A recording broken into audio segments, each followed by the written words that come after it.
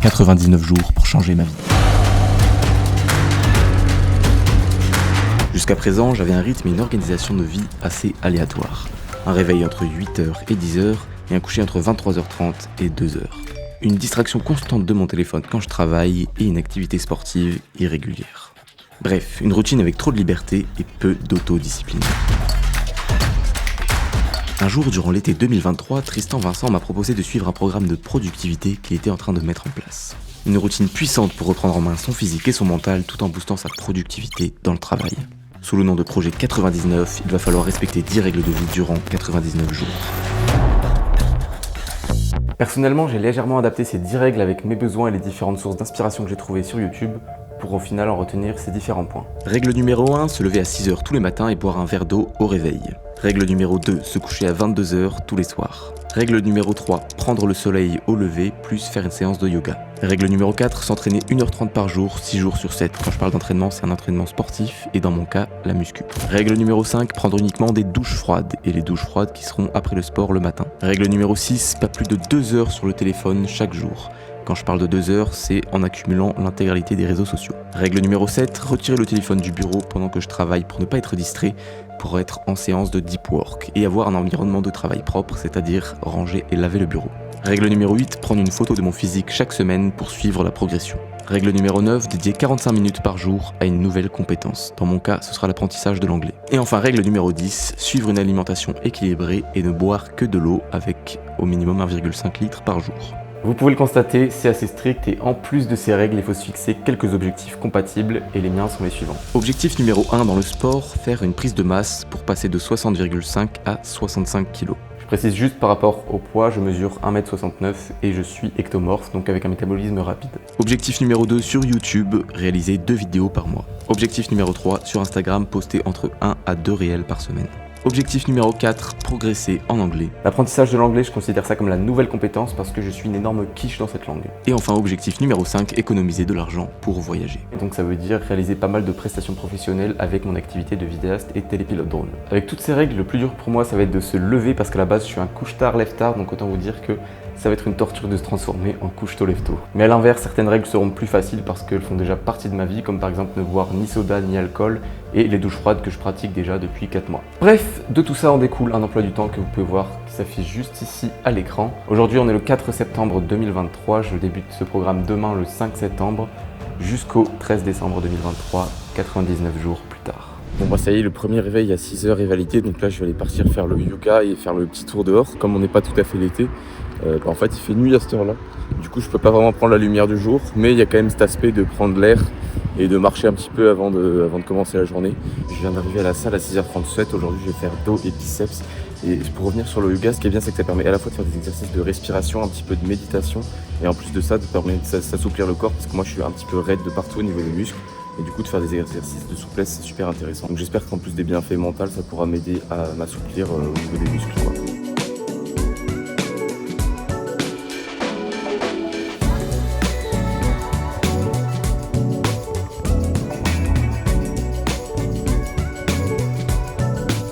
Il est 8h15, je viens juste de finir ma séance. Alors ce qui est très bizarre c'est que autant ce matin j'étais on va dire en forme quand je me suis réveillé, j'étais excité et tout.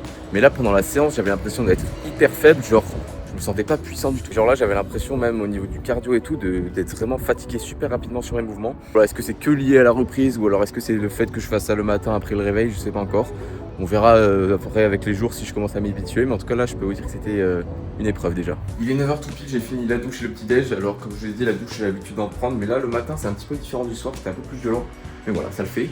En tout cas maintenant c'est la session de travail qui va commencer. Avant ça je vais ranger un tout petit peu le bureau parce qu'il y a quelques câbles et autres qui traînent, qui perturbent le champ visuel. Une fois que c'est fait, je mets le téléphone dans la cuisine et c'est parti pour travailler. Là c'est tout de suite un peu plus agréable et j'ai rajouté la petite bouteille d'eau pour penser à boire régulièrement.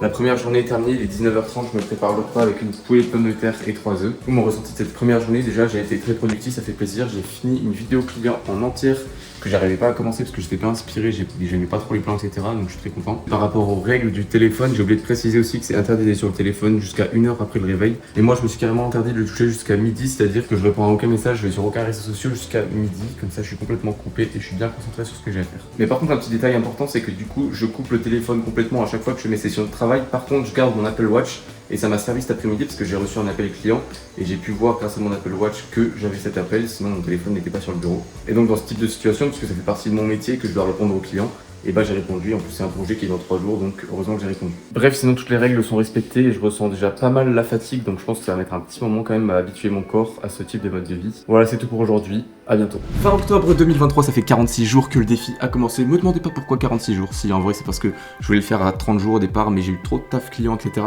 Donc je le fais maintenant. Et sinon vous pourrez noter une petite différence, j'ai changé de couleur de cheveux, voilà, je suis passé du orange au jaune très clair, je voulais du blanc mais c'est déjà pas mal. Dites-moi dans les commentaires ce que vous en pensez. Ça fait donc 1 mois et demi que le défi a commencé, je vais vous faire un petit débrief, donc on va commencer par le respect des règles. Dans l'ensemble, oui, j'ai bien respecté les règles, mais il faut préciser que ces règles sont vraiment respectées quand je peux travailler chez moi et que je reste chez moi. Dès que je commence à avoir des tournages qui en général durent 2 jours d'affilée ou même des fois ça peut durer jusqu'à 4 jours, et bah à ce moment-là c'est beaucoup plus compliqué. Alors en prestation, le réveil reste tôt, donc entre 6h et 7h.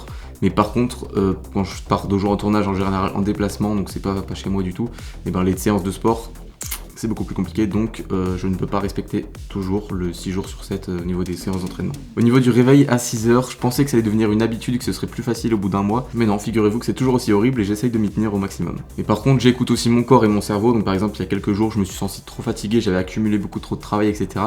Donc je me suis permis de me réveiller à 8h30, 9h, parce que voilà, je sentais que mon corps en avait besoin aussi. Ensuite, dans mon emploi du temps, petit changement, j'ai supprimé la séance de yoga au réveil parce que j'en voyais pas les bénéfices et je me sentais pas très bien de le faire aussi au réveil, j'étais pas bien au moment où je le faisais. Par contre, je fais quand même à chaque fois des étirements à la fin de mes entraînements, donc ça me permet quand même de m'assouplir. Le soir, dans mon emploi du temps, je suis censé arrêter de travailler à 18h30, bon, en général j'arrête à 19h, mais c'est surtout que après manger, entre 20h et 22h, je suis censé ne pas travailler. Mais là, ces 3 dernières semaines, la plupart de mes soirées, je les passe à travailler, donc entre 20h30 et 22h à peu près. Parce que j'ai beaucoup trop de taf, du coup je suis obligé de travailler aussi le soir pour être productif au maximum quoi. Et le coucher, 22h, 22h30, c'est clean. Chose que j'avais pas mentionné au début du défi, c'est que le week-end je me laisse faire un petit peu ce que je veux au niveau du réveil, des séances d'entraînement et tout, je suis un peu plus libre. Donc le week-end, soit je me permets de me prendre 2 jours ou 1 jour pour aller voir la famille, aller voir des amis, etc. La plupart du temps je travaille quand même le samedi et le dimanche j'essaye d'être chill. Au niveau des séances d'entraînement le matin, les 3-4 premiers jours du défi c'était genre horrible, je me sentais hyper mal dans les séances, j'avais presque envie de vomir des fois. Je me sentais pas très bien et en plus j'étais hyper faible au niveau des performances, mais heureusement voilà, après avec les jours qui ont passé, les semaines qui ont passé, c'est devenu plus ou moins une habitude, même si je suis un tout petit peu moins performant que quand je le faisais en fin de matinée, j'ai plus du tout cette sensation horrible que j'avais les premiers jours. En termes de difficultés que je rencontre, il y a donc le réveil comme je vous ai dit tout à l'heure, la douche froide qui est un petit peu plus dure aussi quand on commence à avoir des périodes un peu plus fraîches, mais par contre à chaque fois la sensation est tellement bien à la fin que pareil, je m'y tiens. Et enfin, c'est l'alimentation. Donc au niveau de la prise de masse, je me force chaque jour à manger. Surtout les premières semaines, pareil, je me forçais à fond.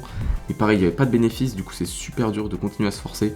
Voilà, je m'y tiens encore une fois. Ce surplus calorique, mais c'est galère. Et enfin, au niveau des bénéfices, très rapidement, le deep work. Clairement ça fait la diff, donc se concentrer à la fois aussi sur une seule tâche, plus supprimer les distractions, donc enlever le téléphone. C'est abusé comme ça rend la tâche beaucoup plus productive. Bon, j'ai encore plein d'infos à vous donner sur ma manière de fonctionner, les résultats que j'ai, et voilà, je vous donnerai tout ça en fin de vidéo. Et je vous donnerai aussi les actions mises en place pour limiter l'utilisation du téléphone. Bref, avant de se retrouver dans 53 jours pour la fin de ce défi, je vous présente en image une journée type de ce projet 99.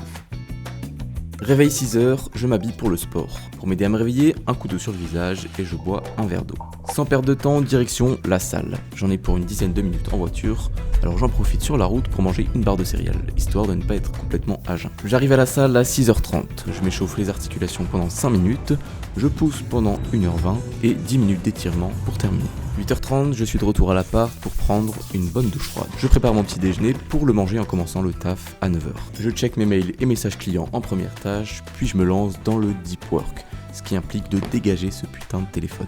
Je me focus sur un montage, sur un script ou un tournage YouTube, ou même je peux être sur un tournage client, chaque jour est différent. Après avoir travaillé de 9h à 12h30, je me prépare à manger pour me mettre à table vers 13h. En même temps, je me lance dans une session apprentissage pendant 30 à 45 minutes sur une appli pour apprendre l'anglais. 14h, je reprends le travail qui, comme le matin, peut varier, mais généralement, c'est du montage. Je finis vers 18h30, 19h et je commence à me préparer à manger. Et enfin, de 20h à 22h, soit je regarde un film, soit je travaille encore en fonction de ma charge de travail de la semaine. 22h, au lit, pour maintenir 8 heures de sommeil. Évidemment, tous les jours sont différents, les horaires ne sont pas toujours parfaitement ceux décrits dans cette journée type, mais disons que c'est vraiment le modèle de base que j'essaye de respecter au maximum. C'est fou comme le temps passe vite dans cette vidéo, 1 mois et demi se sont écoulés, on est aujourd'hui le 13 décembre 2023, soit le 99e jour de ce défi. J'ai beaucoup de choses à dire et les résultats à vous exposer, mais on va commencer par mon résultat physique en vous emmenant à la salle.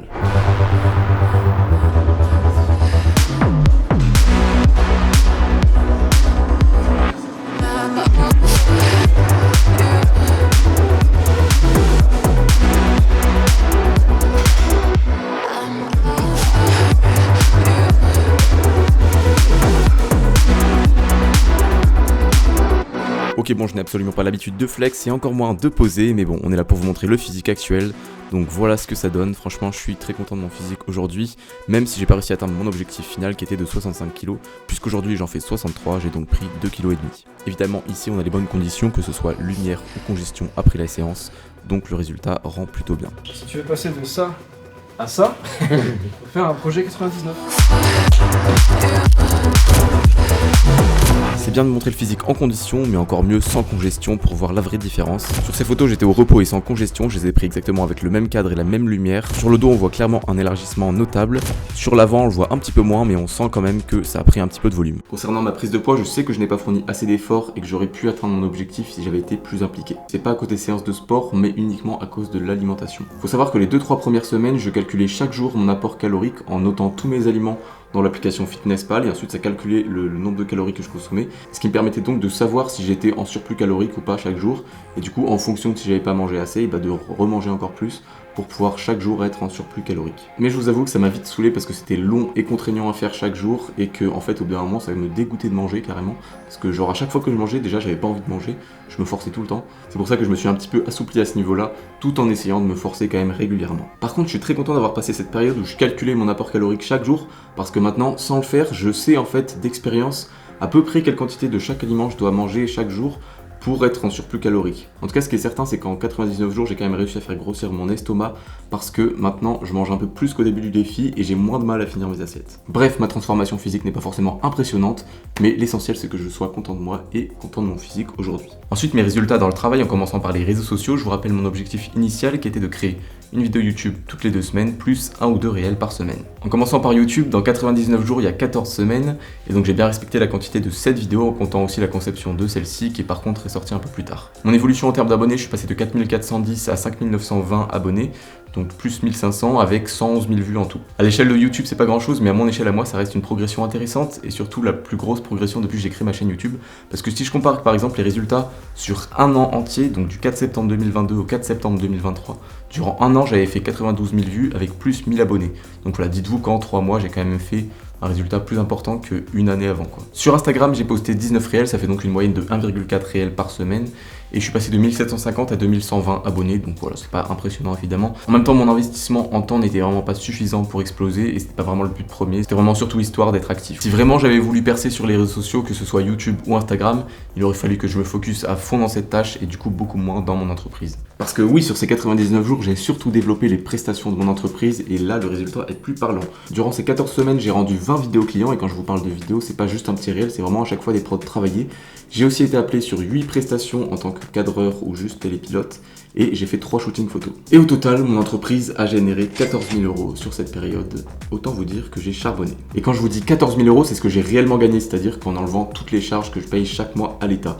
Donc si on imaginait que j'avais un salaire fixe chaque mois, comparé au reste de l'année, sur ces 3 mois et demi, et c'est comme si j'avais augmenté mon salaire de 40%. Donc dans mon objectif d'économiser de l'argent, j'ai plutôt bien réussi, donc en dehors de tout ce que j'ai dépensé pour vivre, j'ai pu mettre de côté 5 000 € qui serviront très bientôt pour un projet. Et en vrai, j'aurais pu économiser plus parce que j'ai fait des achats non indispensables. J'ai dépensé par exemple 2 000 € dans la vidéo pour l'iPhone, 1 000 € de dentiste. Bon là, c'était nécessaire parce que c'est la santé quoi, mais relou. L'erreur que j'ai pu faire dans ce défi, c'est en fait de vouloir charbonner dans beaucoup de domaines, mais en même temps, c'est aussi une force parce que c'est bien d'être polyvalent et de se renforcer dans plusieurs domaines. Cela dit, je vous laisse imaginer si durant 99 jours, j'avais été focus uniquement sur YouTube ou uniquement sur mon entreprise. Dans ce cas-là, j'aurais pu avoir des résultats encore plus fous. Parce qu'en général, quand on concentre son attention uniquement sur une tâche, on progresse bien plus vite. Petit point concernant l'anglais, je sais que j'ai progressé et que j'ai appris pas mal de mots, pas mal d'expressions, etc. Mais voilà, je peux pas vous donner des résultats quantifiables, quoi. Les difficultés dont je vous parlais en milieu de vidéo sont restées un petit peu les mêmes. Donc le réveil, pour moi, ça reste encore hyper compliqué de se lever tôt. Ensuite, comme je vous l'ai dit, manger beaucoup, ça s'est un peu amélioré, mais c'est quand même difficile. Et je rajouterai aussi les douches froides qui sont devenues progressivement plus compliquées à mesure que la température extérieure diminuait. Et d'ailleurs, pour cet aspect douche froide, j'ai pas prêté attention aux éventuels résultats au niveau de la peau, mais par contre, ce dont je suis sûr, c'est que ça améliore la résistance mentale et la résistance corporelle au froid. Et malgré la difficulté qu'on peut rencontrer sur le moment, en fait, après avoir pris cette douche froide, à chaque fois on se sent super bien et on est fier de l'avoir fait. Dernier point sur l'utilisation du téléphone en lien avec la productivité. Comme je vous l'ai déjà expliqué, le fait d'écarter le téléphone de son champ de vision, c'est déjà une première étape qui change la vie. Mon temps d'écran a forcément énormément diminué et mon utilisation des réseaux sociaux également. En fait, j'en suis arrivé à un stade où j'ai même plus besoin, où j'ai même plus l'envie d'aller scroller sur Instagram ou TikTok. Et à 90% du temps, quand je vais sur les réseaux sociaux, c'est en fait soit pour poster, soit pour aller répondre aux messages. Pour aider à supprimer cette dépendance au téléphone, j'ai mis plusieurs actions en place que vous pouvez aussi appliquer très simplement. Premièrement, supprimez toutes les notifications des applications que vous jugez non indispensables. Si vous ne voulez pas supprimer l'intégralité des notifications d'une application, par exemple sur Instagram, dans ce cas-là, vous pouvez supprimer les notifications indépendantes en interne de l'application. Donc moi, par exemple, j'avais gardé sur Instagram que les notifications des messages de ma boîte principale ou des nouveaux messages. Donc je reçois pas de notif quand j'ai un nouveau like, un nouveau commentaire, un nouvel abonnement parce que c'est pas du tout important. Troisièmement, faut activer le mode ne pas déranger. Moi je l'avais mis de 22h jusqu'à midi. Donc on peut le paramétrer comme on veut et mettre n'importe quelle application qui seront autorisées ou non à envoyer des notifications. Enfin, quatrièmement, on peut restreindre le temps d'écran des réseaux sociaux à 2 heures par exemple. Et donc on peut inclure le nombre d'applications qu'on veut là-dedans et ce sera 2 heures cumulées sur l'ensemble de ces applications. Et personnellement, en 99 jours, je n'ai jamais dépassé ce temps de 2 heures, à part un jour où c'était le jour où j'ai posté la vidéo en drone FPV au puits, parce que là du coup je devais répondre à plein de messages. Pour compléter cette vidéo, on se retrouve avec le fondateur du projet 99, Tristan Vincent. Et donc on va pouvoir compléter cette vidéo avec pas mal d'informations et ton retour d'expérience du coup par rapport au projet 99, parce que évidemment tu l'as fait en plus de l'avoir créé. Premier thème qu'on va aborder, c'est au niveau de la motivation, parce que du coup moi, en termes de motivation, tu vois, les 2-3 premières semaines par exemple, j'étais super chaud parce que c'est le début des défis forcément. Après tu vois, il y a des petits coups de mou, genre au bout de la 4e semaine, j'avais trop la flemme de ouf, mais jamais j'avais eu l'idée d'abandonner par contre. Je me suis toujours dit ok, je suis dedans, et des fois j'avais vraiment la flemme de me lever ou autre. Tu vois, c'était par vague. Durant tout le défi, il y a des périodes où j'étais chaud pendant 1 ou 2 semaines, ensuite ça redescendait. Donc je voulais savoir comment toi tu as vécu cette motivation et quels conseils tu pourrais donner pour aider les gens à se motiver. En vrai, je comprends le bail des 3-4 semaines où tu as eu des chutes et des remontées. On va dire au début, tu as la motivation de tu lances un nouveau projet, tu te dis putain, je vais améliorer ma vie, j'ai ça à changer, je dois faire ça, je dois faire ci. Moi, il y a quelques habitudes qui étaient déjà en fait ancrées en moi. J'ai juste relevé le défi pour qu'ils soient un peu plus difficiles.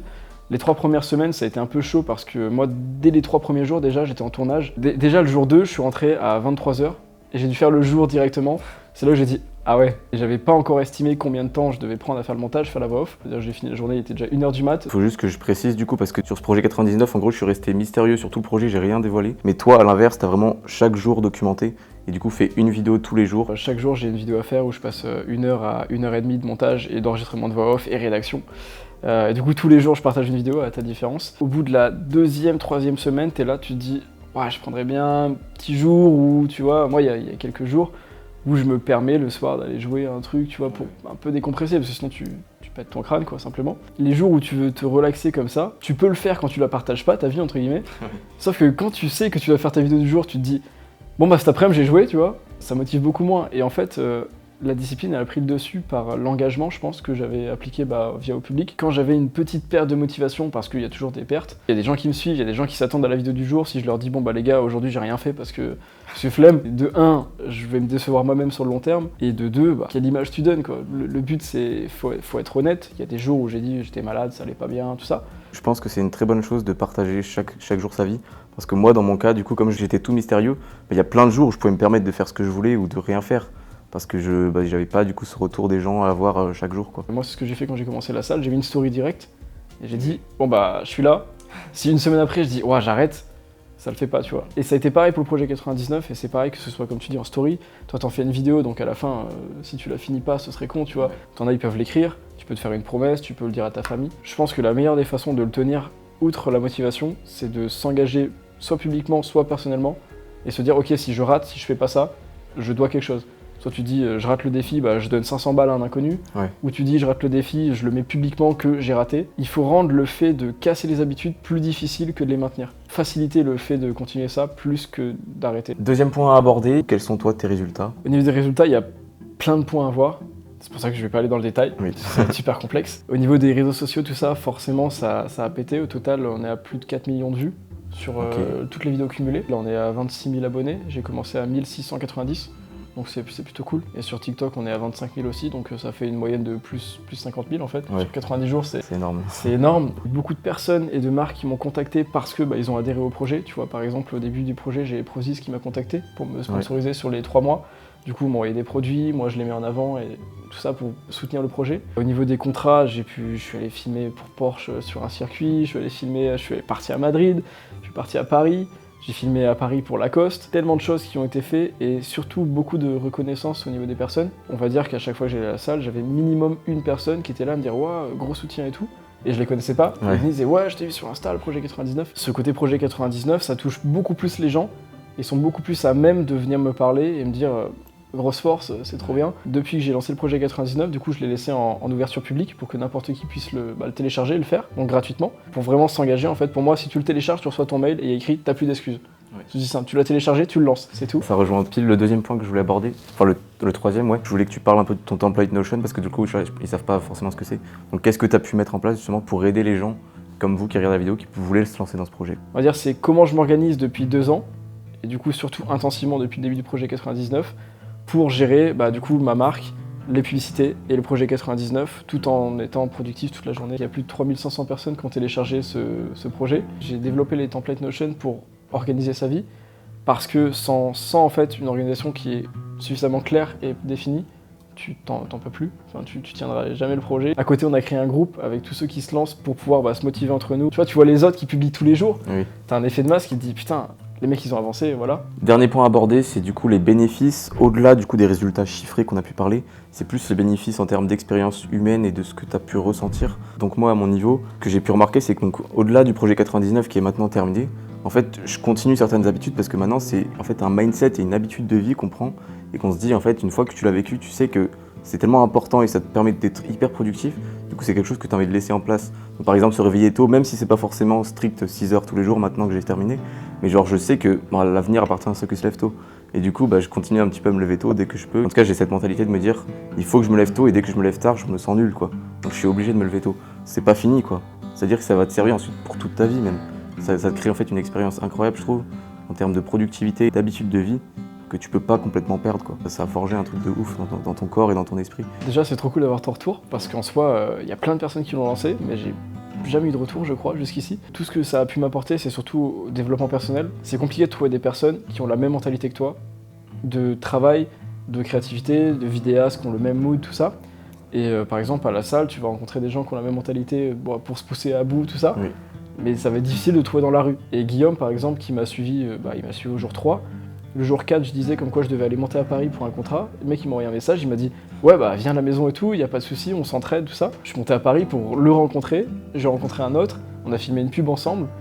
Et tout ça, je l'aurais jamais rencontré sans le projet 99. On dit souvent qu'il faut être très bien entouré, tu vois. Je fais extrêmement attention aux personnes qui m'entourent pour être que m'élever, en fait, simplement. En fait, s'entourer de personnes qui te ressemblent, ça te permet de progresser encore plus vite et de faire progresser même les autres. C'est ça, en fait, au-delà du projet 99, tu vas t'entourer des personnes qui ont une mentalité de se dépasser. Si tu fréquentes les personnes du projet 99, grâce au hashtag ou alors juste par le groupe, tu vas fréquenter des personnes qui sont dans la même mentalité que toi. Et le fait de les voir va te dire, ok, on se pousse tous entre nous, tu vois. J'ai forcé les vidéos, j'ai fait en sorte qu'elles soient complètement honnêtes. Et du coup, le fait d'avoir été comme ça, les gens qui ont fait le projet, eux aussi ont dit, ok, on va full honnêteté, tu vois. Il n'y a pas de waouh, aujourd'hui tout est beau, tout est rose, alors qu'en fait j'ai rien foutu de la journée, tu vois. C'est s'ils disent ouais, ça va pas, ils le disent. Par contre, le lendemain, ils disent ok, on va se ressaisir. Et puis je trouve que c'est bien aussi de dire quand ça va pas, justement, parce que ça permet de montrer que même si tu lances un truc qui est hyper strict et très discipliné, il y a des fois où tu peux pas en fait faire tout ce que tu avais envie de faire, où tu n'as pas complètement respecté à 100%, parce qu'aucun humain n'est capable de respecter à 100% des règles aussi strictes. Donc c'est bien de montrer que des fois, tu as des petits relâchements, c'est normal, quoi. Bien sûr, même les règles, j'ai fait en sorte de pas les noter en étant strict, en étant adaptable, parce qu'il y en a qui peuvent pas se lever à 6 heures, il y en a qui peuvent pas, je sais pas, se coucher tôt parce qu'ils travaillent de nuit, tout ça. Et tout le monde peut l'adapter sur la façon dont ils veulent s'améliorer. Nous on est créatifs, on a notre compte, si je veux me lever à 5 heures, je le fais. Mais le mec qui va travailler à 5 heures du matin et qui revient à 13 heures, c'est compliqué pour lui. Le fait de le rendre gratuit, je voulais que tout le monde puisse y accéder. Et le fait de le rendre adaptable, ça fait que tu peux pas avoir de frein et te dire « Ah merde, mais moi je peux pas me lever à 6 heures, putain, je le fais pas. » Tu vois, c'est ton objectif, tu veux maigrir, ok, tu veux maigrir. Tu veux t'entraîner à 6 heures du matin, tu t'entraînes à 6 heures du matin. Tu veux dormir à 22 heures et te lever à 4 heures, tu fais ça. Le but, c'est juste de se développer, en fait. C'est que normalement, entre ton jour 1 et ton jour 99, t'as évolué. Que ce soit physiquement, mentalement, financièrement, les 3, les 2. Merci pour toutes les informations que tu as pu donner ici, c'est cool d'avoir ton retour d'expérience à toi. J'espère que les informations aussi vous auront intéressé. Et du coup, on va faire juste un dernier point, si tu as peut-être en fait quelques mots à dire ou quelques phrases sur ceux qui veulent se lancer dans le projet 99. Le lien, il est dans la bio Oui. du template. Oui. Il télécharge le template, il le regarde, il ou elle l'adapte, et le lendemain, il est lancé. Voilà, donc demain, vous lancez. De 1, elle lâche un commentaire à Timothée parce qu'il a fait le taf. Et de 2, il télécharge le template. Demain, il est lancé. Magnifique. Coupé.